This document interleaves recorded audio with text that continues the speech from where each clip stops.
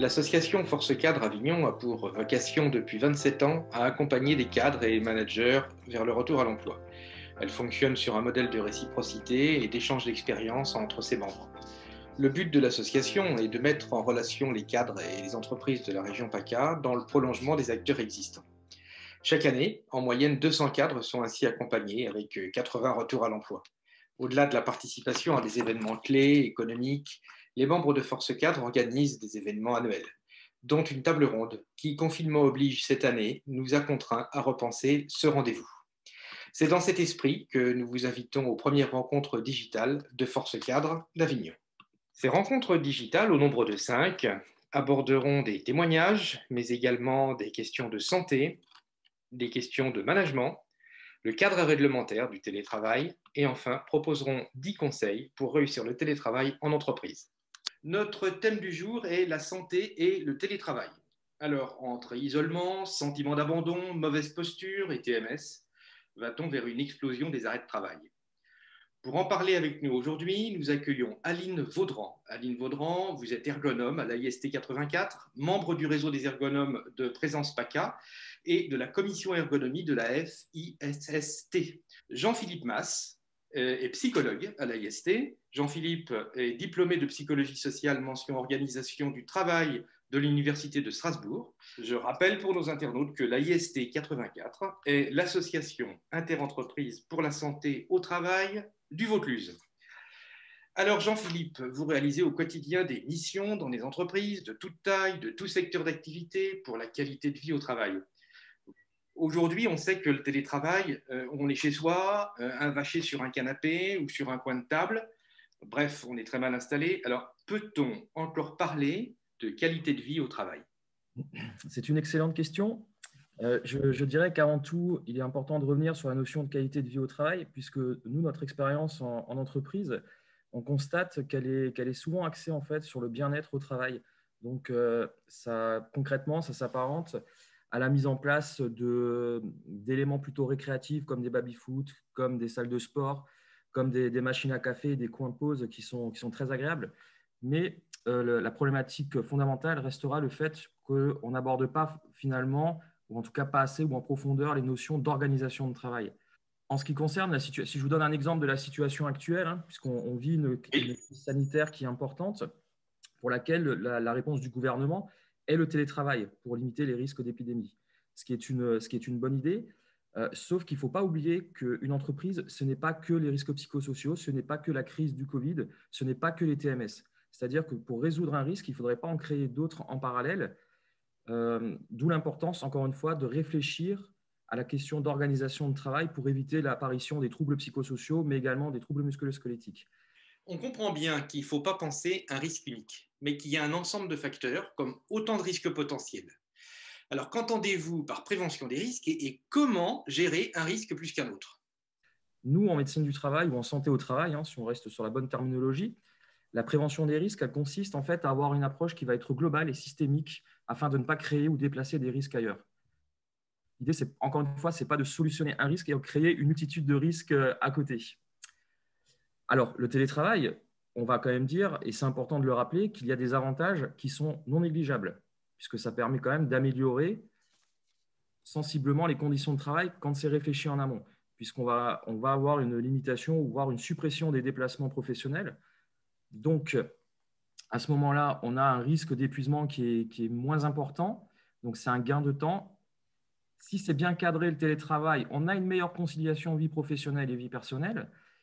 Mais il faut également être vigilant à un certain nombre de facteurs négatifs. Là, sur le tableau, par exemple, on vous a listé un certain nombre d'avantages, donc limitation du temps, dépense des trajets, augmentation de la qualité de vie, optimisation vie personnelle et professionnelle, comme je vous le disais.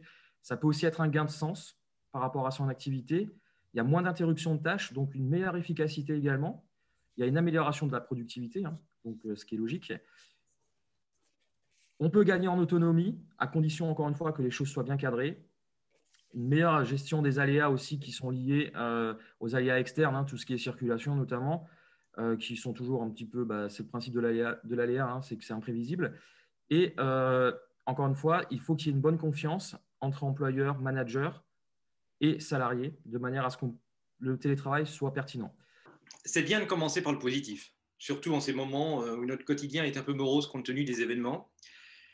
Vous sous-entendez que le télétravail n'est pas qu'une solution de circonstance ou une solution par défaut, mais qu'il porte intrinsèquement des valeurs positives. Alors, j'ai envie de vous dire, c'est très prometteur.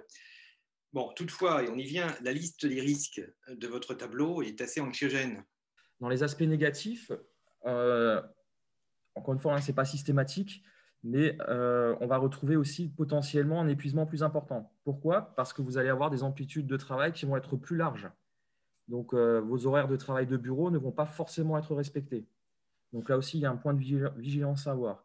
On a également observé, alors que ce soit en télétravail, j'ai envie de dire en temps classique ou en période de crise, c'est l'isolement professionnel, comme vous l'avez évoqué dans la question, l'isolement professionnel qui va être de plus en plus important parce qu'il y a un appauvrissement en fait, des relations professionnelles entre les salariés. Parce que le seul moyen de communication ou un des seuls moyens de communication va être le mail. Et le mail, ça ne remplacera jamais un échange en direct avec tout l'aspect informel qu'il peut y avoir de temps en temps. Ce qu'on a également pu observer, c'est des situations de sous-charge ou de surcharge de travail, hein. Donc, on peut parler potentiellement de burn-out ou de bore-out. Burn-out, hein, c'est l'épuisement consécutif à une surcharge de travail. Et le bore-out, c'est un épuisement lié à l'ennui au travail. Donc, c'est des pathologies hein, qu'on voit émerger de plus en plus. Il y a également toute la problématique qui va être liée à l'hyperconnexion, donc le fait d'être systématiquement connecté en fait, aux outils numériques avec la problématique du mésusage. C'est-à-dire que vous allez, encore une fois, travailler sur des amplitudes qui vont être très larges, vous n'allez jamais déconnecter du travail. Or, votre cerveau et votre corps ont besoin à un moment donné d'avoir des temps de repos. Mais quand vous êtes connecté quasiment H24, que ce soit avec le smartphone, que ce soit avec l'ordinateur portable, on n'a plus forcément ces temps de repos. Voilà, grosso modo, ce qu'on pourrait dire sur le télétravail. Donc, c'est un avantage pour la qualité de vie au travail, à condition qu'il soit bien cadré, qu'il soit bien accompagné et réfléchi avec les salariés. Alors, c'est vraiment très clair et je vous remercie. Ce tableau présente effectivement les avantages, les points positifs et les points à risque de la mise en place du télétravail. Mais aujourd'hui, concrètement, comment une entreprise doit-elle s'y prendre pour mettre en place le télétravail dans les meilleures conditions? Alors, elle doit s'y prendre comme toute modification d'organisation de son travail. C'est-à-dire que ça doit être quelque chose de participatif, de préparer si possible. Alors, c'est vrai qu'avec le premier confinement, ça a été un peu subi et soudain, donc les entreprises n'ont pas forcément pu préparer la chose. Dans le deuxième confinement, on ose espérer quand même qu'il y a eu des retours d'expérience qui ont été faits et que du coup, les organisations ont pu se mettre en place de façon un peu plus optimale. Il va falloir co-construire avec les salariés le télétravail. Pourquoi? Parce qu'en fait, il va falloir définir les tâches qui vont être télétravaillables et puis les autres qui ne vont pas pouvoir se faire à distance et qui obligeront les salariés à revenir sur les lieux de travail. Donc pour ça, il va falloir travailler avec ses collaborateurs hein, quand on est manager et définir avec eux effectivement les deux parties à maison, possible à la maison et pas possible à la maison. Pour ça, il va falloir aussi vérifier que c'est possible de le faire à la maison, c'est-à-dire est-ce que ça nécessite des outils de travail qui sont présents uniquement sur les lieux de travail habituels, auquel cas on ne pourra pas les faire chez soi. Ça va être aussi, est-ce que le matériel sera suffisant pour pouvoir travailler à distance? Est-ce que les ordinateurs sont assez performants? Est-ce qu'ils seront déjà présents? Parce que toutes les entreprises n'avaient pas forcément, par exemple, des ordinateurs portables à disposition de leurs salariés. Il va falloir s'assurer aussi chez les salariés qu'ils ont une connexion suffisante. Il y a encore des gens qui sont dans des zones, pas blanches, mais quasi, au niveau des connexions réseau et qui ont forcément un accès Internet qui peut être des fois un peu limité.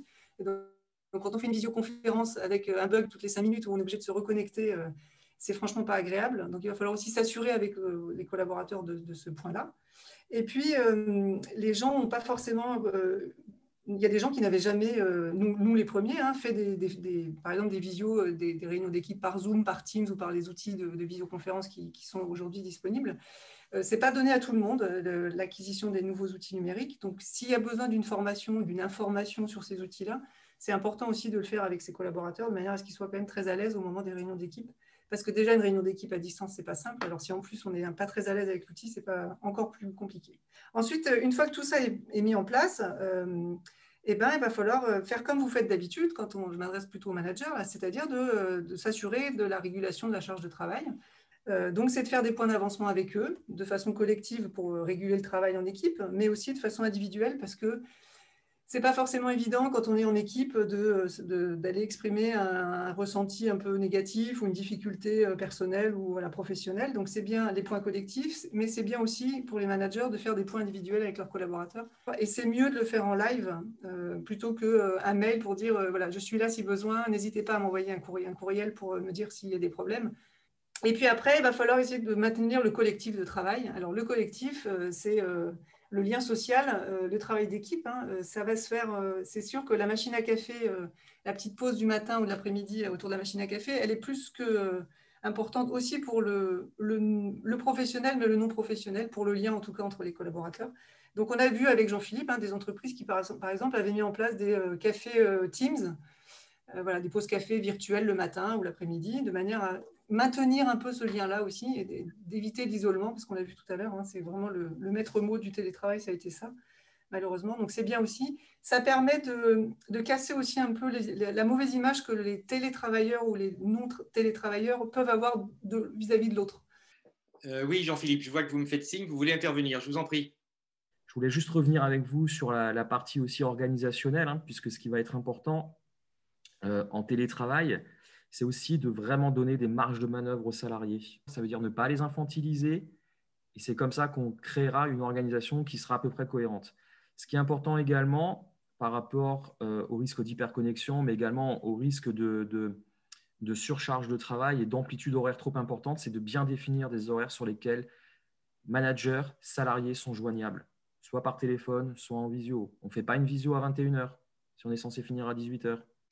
Alors, on a effectivement des exemples où il y a eu une co-construction entre les collaborateurs et le management de l'entreprise et qui donne d'excellents résultats. Bon, après cette partie, j'aimerais qu'on aborde quelque chose de très, très concret, de très, très pratique. C'est les équipements, les installations, comment on fait quand on est chez soi. Voilà. Aline, vous qui êtes ergonome, qu'est-ce que vous pouvez nous dire? Il va falloir essayer de se créer un espace de travail chez soi, ce qui n'est pas toujours évident. Hein. Si possible, essayer de se trouver effectivement un espace physique dédié au travail, donc une chambre, éviter de se retrouver au milieu du séjour, éviter le canapé, ça c'est sûr, et la table basse du salon, ça c'est pas des postes de travail. Donc on essaye de se créer une pièce à part, dédiée, qui va être quand même suffisamment lumineuse. Hein.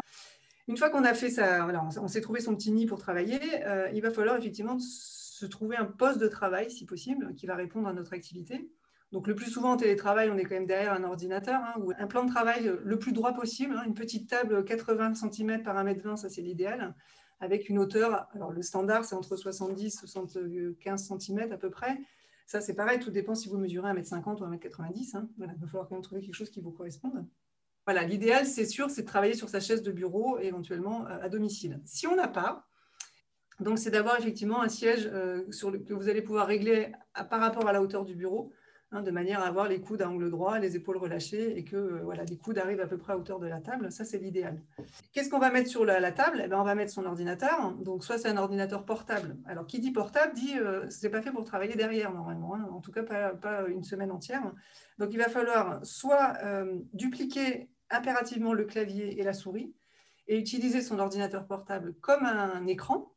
Auquel cas, vous mettrez, alors avec système D, c'est boîte à chaussures ou ce qu'on peut trouver sous la main, hein, pour rehausser l'ordinateur portable de manière à avoir le haut de l'écran à hauteur de vos yeux quand vous êtes assis derrière votre plan de travail, ou légèrement en dessous si vous avez des verres progressifs, voilà, pour avoir une position de la nuque relativement confortable.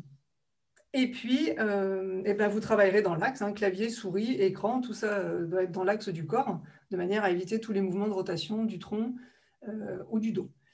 Bon, dites-moi, Aline, maintenant que tout est OK, hein, on a le siège, on a la table, on a l'ordinateur, on a l'écran, tout est bien. On ne pourrait pas faire une petite pause? Ce serait bien. Hein. Et les pauses, ce n'est pas pour aller s'avachir sur le canapé, parce que sinon ça n'a aucun intérêt, c'est d'aller marcher, être debout, prendre son café en position debout. Voilà, aller faire, si vous avez la possibilité d'avoir un jardin, tant mieux pour vous, c'est de faire un petit tour du jardin, histoire de se dérouiller un peu aussi les membres inférieurs et de remettre tout ça en mouvement. Et puis après, voilà, 5-10 minutes, hop, c'est bien. On peut faire aussi des étirements, ça c'est important, de manière à voilà, pouvoir se remettre après derrière son ordinateur et éviter l'apparition de troubles ostéo-articulaires. Un clavier déporté, enfin un clavier seul et une souris, ça vaut 10 €. Hein. Donc, voilà, on peut avoir des choses pas chères et ça peut largement contribuer quand même à limiter les risques de TMS. Les TMS aujourd'hui sont multifactorielles. Hein. Elles ne sont pas uniquement liées aux aspects biomécaniques. Elles sont liées aussi parce qu'on voilà, des fois on est en sous-charge ou surcharge de travail et qu'on est débordé et du coup les articulations sont contraintes parce qu'on n'est pas bien dans sa tête. Et puis ça peut être lié parce que on est débordé par le travail, parce qu'on n'a plus de lien social, parce qu'il n'y a plus de soutien collectif, il n'y a plus de soutien du manager. On se sent, et ça aussi, le psychosocial, enfin le stress, voilà, aggrave les facteurs de risque TMS. Donc c'est un tout. C'est très intéressant et vos propos sont vraiment très clairs et surtout très très pratiques. Je pense que vous avez vraiment bien détaillé les principaux aménagements qui conviennent pour notre zone de travail lorsqu'on se trouve en dehors de son bureau, en dehors de l'entreprise. Alors, je voudrais maintenant qu'on avance et qu'on aborde la question de l'affectation d'un lieu de travail, d'un endroit où on travaillait lorsqu'on est à domicile et comment il peut y avoir un espace de travail presque réservé chez soi. Lorsqu'on a préparé notre rencontre, Jean-Philippe, vous m'avez parlé d'une rupture qui doit avoir lieu, qui doit exister entre la sphère travail et la sphère vie personnelle. Est-ce que vous pouvez nous en dire plus à ce sujet? Tout à fait. En fait, ça va être en complément de ce que disait Aline. C'est l'intérêt d'avoir un espace de travail physique dédié au télétravail va être important pour marquer une véritable rupture entre la sphère personnelle et la sphère professionnelle. Quand on est en télétravail, il y a déjà un côté invasif du travail à la maison. On va éviter de travailler sur le canapé parce qu'encore une fois, le canapé, il est aussi associé à un moment de détente. Ce n'est pas le travail. Et au moment où vous allez arrêter de travailler, si vous êtes toujours sur votre canapé, malgré tout, votre cerveau, lui, va profiter. Il va associer en fait cet endroit au travail. Et là, encore une fois, vous ne serez pas en capacité de vous reposer, entre guillemets, ou en tout cas de récupérer de l'énergie et puis même de profiter de votre soirée, tout simplement. Donc, il y a vraiment cette importance d'avoir un espace dédié au travail pour marquer cette rupture. Si vous êtes dans un studio de 20 mètres carrés et que vous travaillez sur votre table où vous déjeunez, c'est tout bête, mais vous prenez une autre place que votre place habituelle si vous en avez une. Parce que là aussi, on essaye de marquer une rupture entre les deux sphères, ce qui n'est pas toujours évident, hein, mais il faut parfois, entre guillemets, se faire un peu violence et se mettre des règles et être discipliné par rapport à ça. Parce que ça évitera encore une fois l'émergence de nouveaux risques comme le mésusage des outils numériques, le burn-out numérique, ce type de choses.